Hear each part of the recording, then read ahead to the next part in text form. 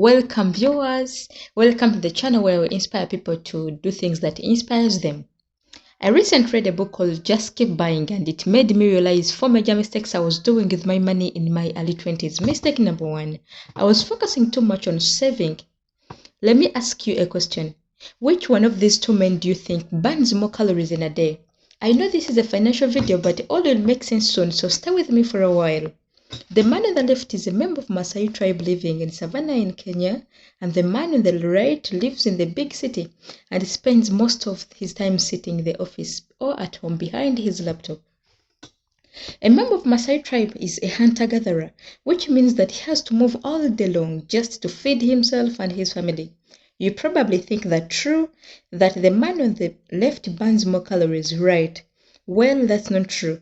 Both of them actually burn the same amount of calories, despite the fact that one is super active and the other one is not. The man on the left. I know it's hard to believe, but there was a scientific study done in the Maasai tribe in 2012 that proves this to be true. Understand how your body uses energy. 70 to 90% of energy is used just to keep you alive. In other words, your metabolism and food digestion processes are the two main energy consumers. On the other hand, physical activity only counts for 10 to 30% of energy consumption. This is the reason why you struggle to lose weight despite the fact that you go to the gym and stay active all day long. Now you may ask, okay, if both of men burn the same amount of calories, how comes that people living in the Maasai tribe are really very lean and super fit, but people living in the civilized societies who sit behind computers are very overweight? The single simple answer is that they just don't overeat like most of us do. For years, you have been told that if you want to lose weight, you need to exercise, diet, and go to the gym, things like this. However, research done in the Maasai tribe recently shows that exercising isn't a tool for losing weight, but it's a nice tool for a healthy lifestyle, just like quitting cigarettes is for our health. But it isn't a weight loss tool. Your diet matters the most. Why am I telling you this in a financial video? Well, just like there are ideas for weight loss, that is exercise and diet, there are also two conventional ideas for saving more money. That is cutting costs and increasing income. We just learned for weight loss that physical activity plays a tiny role, so we need to focus on our diet. How about having more money? Would it be possible that one of the two ways is less effective, but we have been told to focus on it? The answer is yes. Cutting costs isn't the way to go, although there are tons of books and articles written about it. There are two main problems with cutting costs. 1. Cutting costs has a small impact, just like exercise has on weight loss. After all, there are only few things you can cut costs on. When you start going to the gym, you lose a few kilos quite faster. But when it stagnates, a similar thing happens with cutting expenses. 2. It doesn't work at all. For low-income people, there are many people who need to borrow money at the end of the month to cover their expenses until their salary arrives. If you earn $1,000 a month, but your expenses are $1,100 a month, frankly, where can you cut costs from? All of this doesn't mean that we have to completely ignore cutting expenses, and the books written about it, no. Cut costs where you can and monitor your expenses regularly to make sure you are not throwing away money on unnecessary stuff like the forgotten subscriptions and so forth. But put your main energy to increase your income. Of course, increasing your income is much harder than reducing your spending, but it is the most effective way. Mistake number 2 is focusing too much on investing. The author says, when I started reading financial books, I noticed that there were few pieces of advice that kept getting repeated, such as keep your fees low, diversify, and invest for the long run. So as a beginner, I started to follow this advice. After all, it was coming from reputable investors such as Warren Buffett. Now, this advice wasn't incorrect, but it made me focus on the wrong things as a beginner investor. I only had a few thousands in my bank account. Despite having very little money, I spent hundreds of my hours analyzing investment decisions, running calculations in Excel and things about that kind of asset, things of that kind. Like, what asset allocation should I do? Should I have 80% in stock and 20% in bonds, or vice versa? Should I invest in Bitcoin? How about real estate? Despite of analyzing my investments, I never spent time analyzing my income and spending. I would regularly go out to dinner with coworkers and easily spend $100 a night. And think how foolish this behavior was with only $1,000 in investable assets. Even 10% annual return would have earned a bonuses in a year. Yet I was regularly blowing that amount at one night for dinner. By simply not going out for one night dinner, I could have been able to make the same amount of money as a 1 year's investment returns. You see how my financial priorities were messed up. Now compare this to someone with the $10 million in investable assets. If they were to see just a 10% decline in their portfolio, they would have lost $1 million in a year. Highly unlikely, right? This is why someone with 10 millions has to spend a lot of more time thinking about their investment choices compared to someone with only $1,000. So as you can see from this comparison, your focus depends on your current financial situation. If you don't have much money invested, then you should focus on having and increasing your income. The opposite is true. If you have a sizable portfolio to put, it's simply saving is for the poor and investing is for the rich. Here is a question you might ask: how can I find out if now is the right time for me to focus on saving or investing? Here is a simple way. First, find out how much you can comfortably save in the coming year.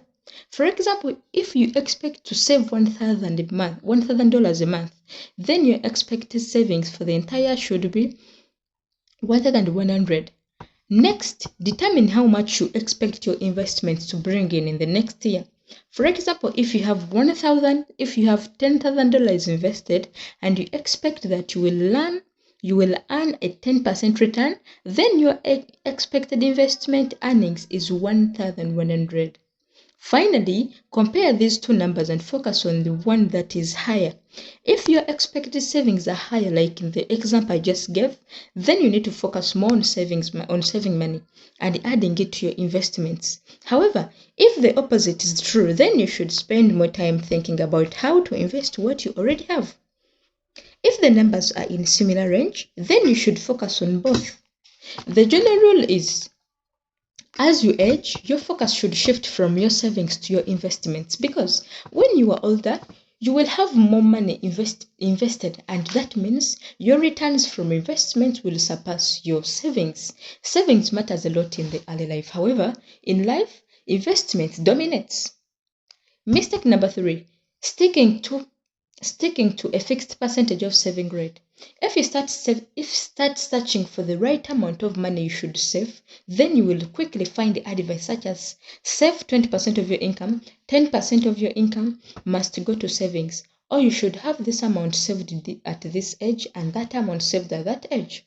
There are two big problems with such advice. First, it assumes that people at all income levels have the ability to save the same amount of money, which is not true. For example, in the USA, low earners who are in the bottom 20% are only able to save 1%. On the other hand, earners in the top 20% save around 24% of their income annually. The second problem is that it assumes that income is relatively stable over time, which isn't the case. For example, when you are single, the stability of your income depends on you mainly.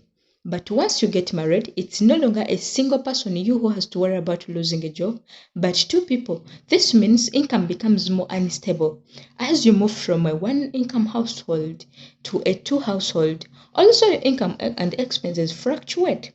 Different stages of your life, which is why sticking to a single static amount such as 20% or 10% is a very difficult thing. For example, when I was studying at the university, I was only working in a company. Since I was a student, I could stay in a dorm, in a shared room, and eat at the cafeteria of the university quietly cheap.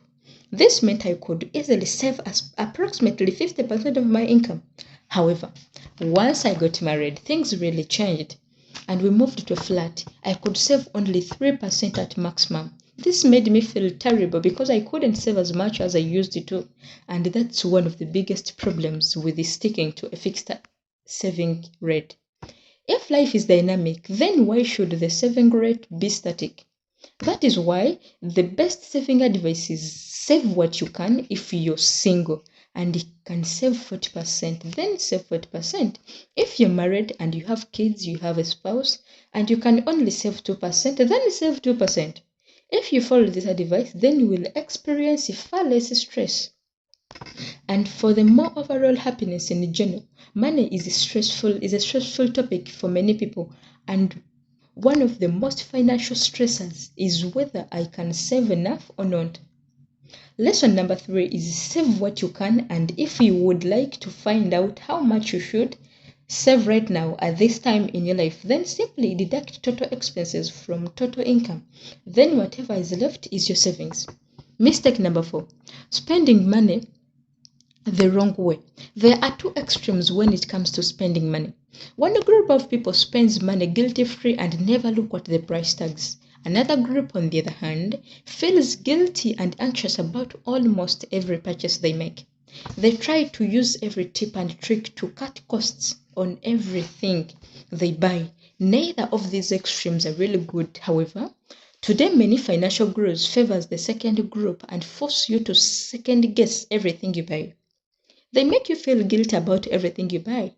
You a little and then you regret it, so you start second guessing everything you buy. And it creates anxiety on spending. This is no way to live your life. Yes, money is important, but it shouldn't alarm you to everything you see a price tag. The author provides 2 tips that will allow you to spend without feeling guilty. The first tip is the 2x rule. According to the author, this rule says anytime you want to splurge on something, you have to take the same amount of money and invest it as well. The author says this rule works because it removes the psychological guilt associated with the purchases, since you also make an equal-sized investment. This rule also helps you to re-evaluate the purchase because you are going to save double and the amount half for the purchase itself and half for investing. The second tip is to spend money on the things that maximize your long-term fulfillment. The most difficult part of the course is figuring out what you truly want out of life and what increases your fulfillment. For example, if buying layers is every day increases your productivity and makes you feel great, then according to the author, you should do it.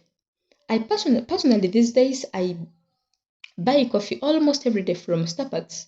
I used to feel super guilty about spending $5 on a coffee for a while.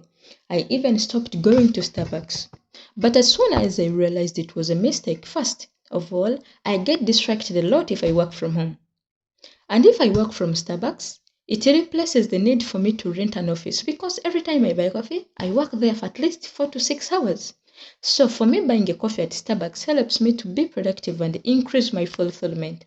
For you, it might be something else that you can easily justify the cost of a course. We can all use false justification to convince others, but we can't lie to ourselves. Deep down inside us, we know when the cost isn't justified. This sounds clinchy, but the best spending method is the one that fits you personally. You need to take the time to analyze your expenses, to find out which ones increase your happiness, which ones doesn't. Research shows that spending money in the following ways most likely to increase your overall happiness. Buying experiences, treating yourself on an occasion, buying extra time, paying an upfront such as an all-inclusive vacation, spending on others things that really makes your life fulfilled. In a similar way to the one we just discussed, it's from one of my favorite authors, Ramit Sethi. His advice is spend extravagantly on the things that you love and makes you feel fulfilled, and cut costs mercilessly on the things you don't. For me personally, this is the best spending advice I have ever received, and still I use it till date.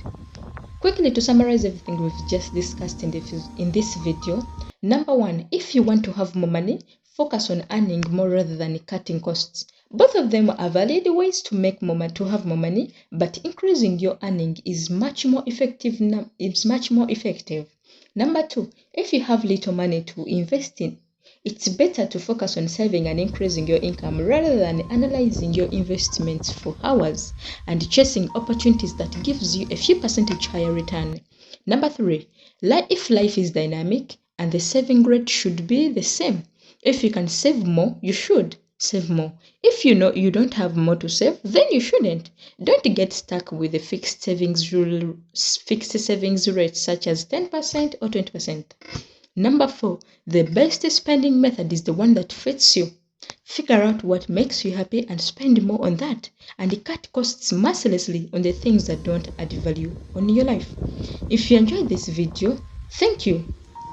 Like, subscribe, and share the video such that many people can learn with us, many people can get inspired to do things that inspires them. Peace.